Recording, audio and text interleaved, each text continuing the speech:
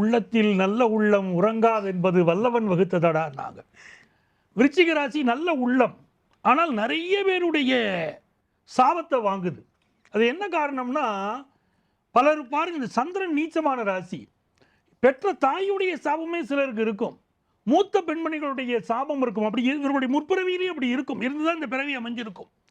இந்த விருச்சிக ராசிக்காரர்கள் பெற்ற பிள்ளைகள்கிட்ட ரொம்ப கவனமாக வளர்க்கணும்னு நினைப்பாங்க. ஒரு தந்தையா இருக்காருன்னு வச்சுக்கோங்களேன், தன்னுடைய பையனை ரொம்ப கவனமாக வளர்க்கணும்னு நினைப்பார்.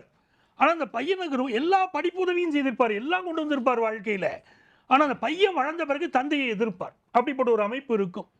இந்த ஆண்டு கூட அப்படிப்பட்ட ஒரு சூழ்நிலை இருக்குது. எப்படி பார்த்தீங்கன்னா, அந்த குரு பகவான் வந்து இப்போ அட்டமத்தில் உட்காந்துருக்காரு. பெற்ற பிள்ளைங்க சொல் பேச்சு கேட்க மாட்டேங்குது. அதுக்கு அடுத்தாப்புலையும் குரு பகவான் எங்கே போய் உட்கார்றாரு? பாதகத்தில் உட்காருகிறார். குரு பகவான் உச்சமாகிறார் அப்படின்னு பார்த்தால் கூட அந்த 9வது ஸ்தானம் விருச்சிகத்துக்கு பாதகஸ்தானம். அப்போ பிள்ளைகள் வளர்ப்பில் அதிக அக்கறை செலுத்தணும். ஏற்கனவே நம்ம அன்னபூர்ணியமா அழகா சொன்னாங்க, 5ஆம் இடத்துல சனி பகவான். அந்த சனி பகவான் வந்து பிள்ளைகள் வளர்ப்பில் பல தவறுகள் செய்ய வச்சிடும், பிள்ளைகளை செய்ய வச்சிடும். அப்போ நம்ம கவனமாக இருக்கணும். 4ஆம் இடத்துல இருக்கக்கூடிய ராகு, இந்த ராகு பார்த்தீங்கன்னா 10th +1 +2 படிக்கக்கூடிய ஸ்டூடெண்ட்ஸ் படிப்பில் ரொம்ப கவனம் எடுத்துக்கணும் அவங்க, அது மிக முக்கியம். அதே போல் நெஞ்சக நோய்கள் இருக்கக்கூடியவர்கள், ஹார்ட்டு, பல்மனாலஜி சம்மந்தப்பட்ட ப்ராப்ளம் இருக்கக்கூடியவர்கள் நல்ல மெடிக்கல் அட்வைஸ் எடுக்கணும்.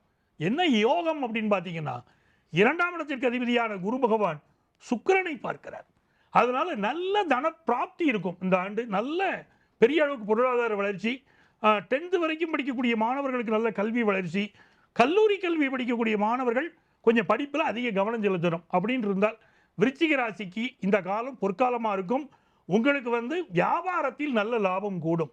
இந்த ஆண்டு யாரை வழிபட்டால் விருச்சிக ராசிக்காரர்களுக்கு தன லாபம் இருக்கும்னா, திருச்செந்தூர் முருகனை வழிபடணும், வேல் வாங்கி கொடுக்கணும். அதுவே நல்ல வெற்றியான ஒரு பரிகாரமாக இருக்கும். வேல் வாங்கி கொடுப்பதை போல ஒரு வாழ்வியல் பரிகாரம் நீங்க கேட்பீங்க. அதனால பிறருக்கு வேலை வாங்கி கொடுங்கள், அதுவும் அற்புதமான விஷயமாக உங்கள் குடும்பத்திற்கு உதவும்.